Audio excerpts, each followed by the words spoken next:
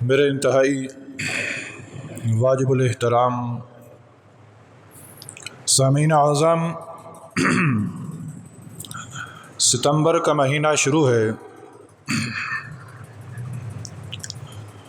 ستمبر کا مہینہ شروع ہوتے ہی دفاع پاکستان کی یاد تازہ ہو جاتی ہے۔ 6 ستمبر کو سن 1965 کہ جب دشمن نے ہمارے اس پیارے ملک پر حملہ کیا تو اس ملک کے جان بازوں نے اس ملک کے سپوتوں نے جو ہر وقت ہر لمحہ جذبہ جہاد اور شوق شہادت میں سرشار رہتے ہیں، دشمن کو مار بھگایا۔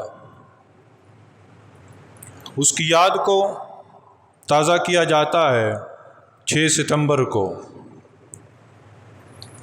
پھر اسی ستمبر کے مہینے میں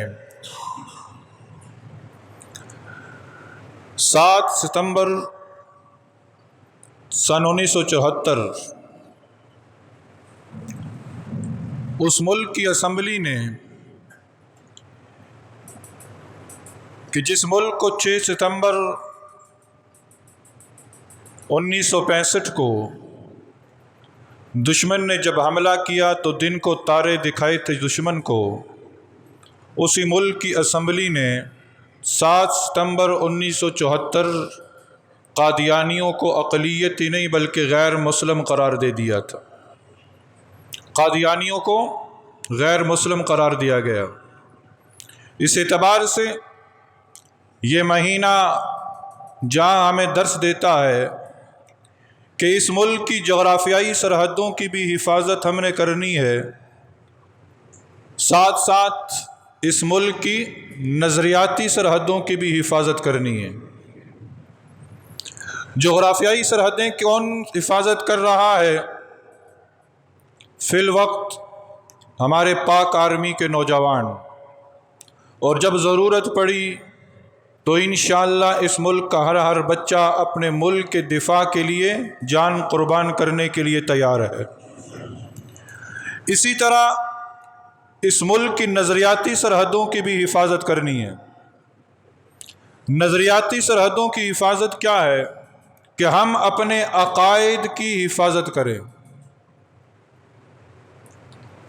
عقیدہ توحید ہے، عقیدہ ختم نبوت ہے، وہ عقائد جو ہمارے ایمان کی بنیاد ہیں، ان کی حفاظت کرنا بھی ضروری ہے، کیونکہ یہ ملک جو ہمیں ملا ہے، اس ملک کی آزادی کا مقصد کیا تھا کہ یہاں ہم رہ کر اپنے عقائد پر آسانی کے ساتھ عمل کر سکیں۔ جب یہ ملک ہمیں نصیب ہو گیا تو جہاں اس کی سرحدوں کی حفاظت ضروری ہے، وہیں پر عقائد کی حفاظت بھی ضروری ہے۔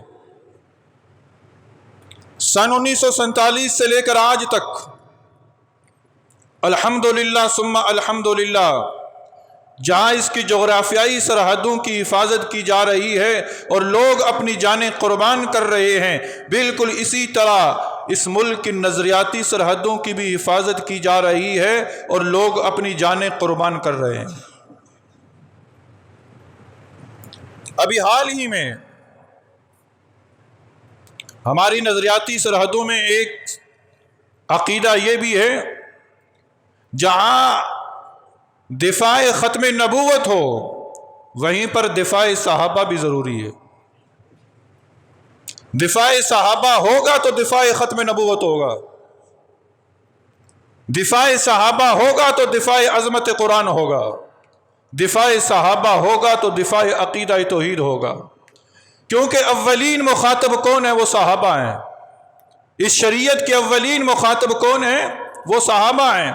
یہ دین ہم تک کس کے واسطے سے پہنچا ہے؟ صحابہ کے واسطے سے پہنچا ہے۔ نبی کریم صلی اللہ علیہ وسلم پر اترنے والی یہ شریعت، نازل ہونے والا یہ کلام سب سے پہلے کس نے سنا؟ صحابہ نے سنا۔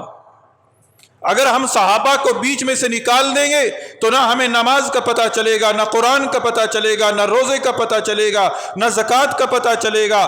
دین کے کسی حکم کو ہم سمجھ نہیں سکتے اگر ہم صحابہ کو بیچ میں سے نکال دیں گے۔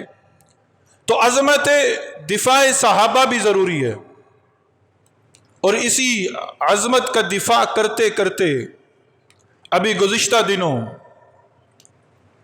ایک دن پہلے لاہور کے مضافات بیگم کوٹ کا علاقہ